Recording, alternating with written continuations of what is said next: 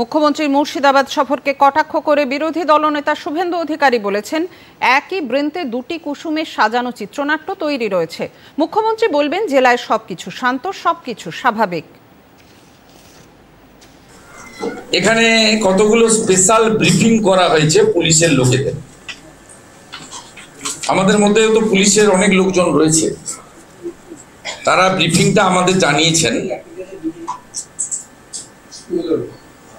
মুখ্যমন্ত্রী যাতায়াতের পথে পুলিশদের নেতৃত্ব দেবেন এক ঝাঁক আইপিএস অফিসার, যারা মোথাবাড়িতে হিন্দুদের দোকান এবং ঘর লুটের সময় লুকিয়ে গেছিল টেবিলের তলায়, যারা 10ই এপ্রিল সুতিতে 11 এবং 12 ধুলিয়ান শামসেরগঞ্জে শাটারের তলায় ঢুকে গেছিল, তারা এখন বেরিয়েছেন। মুখ্যমন্ত্রী রাস্তার যাতায়াতের পথকে নিষ্কণ্টক করবেন আইপিএস অফিসাররা।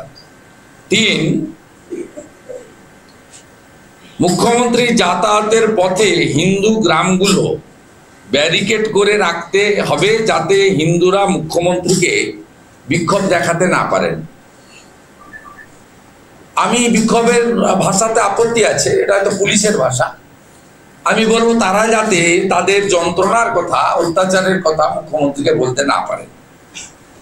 4, মুখ্যমন্ত্রী যাতায়াতের পথে পুলিশ কিছু তৃণমূলের হিন্দুদের সাজিয়ে রেখে দিদি দিদি বলে চিৎকার করাবে। মমতা ব্যানার্জি গাড়ি থেকে নামবেন, কুশল বিনিময়ের মাধ্যমে জিজ্ঞেস করবেন যে আপনারা সব মিলেমিশে আছেন তো, ইত্যাদি ইত্যাদি।